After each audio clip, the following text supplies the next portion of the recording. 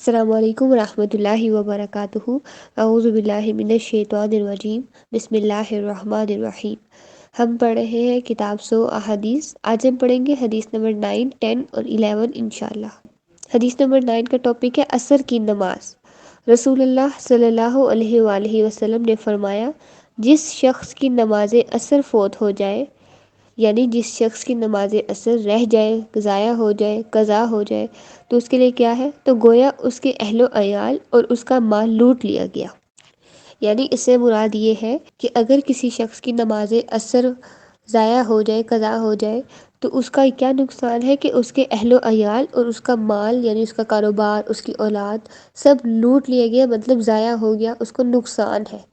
تو یہاں سیکھنے کی بات یہ ہے کہ ایک نماز فوت ہو جانے کا اتنا زیادہ نقصان ہے، تو جو شخص جان بوجھ کر ساری نمازیں چھوڑ دے تو اس کے لیے کیا وعید ہوگی۔ اس لیے ہمیں چاہیے کہ ہم خود بھی 5 وقت کی نماز کی پابندی کریں اور اپنے بچوں کو بھی اس بات کی تعلیم دیں۔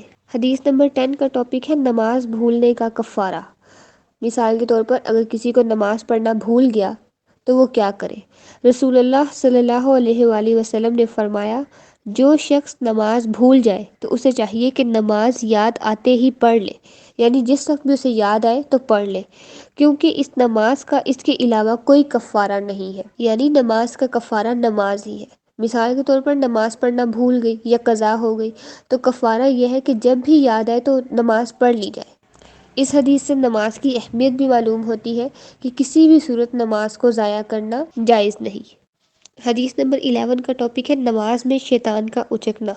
حضرت عائشہ رضی اللہ عنہا روایت کرتی ہیں، میں نے رسول اللہ صلی اللہ علیہ وآلہ وسلم سے نماز کے دوران ادھر ادھر دیکھنے کے متعلق دریافت کیا، یعنی نماز میں ادھر ادھر دیکھنا کیسا ہے؟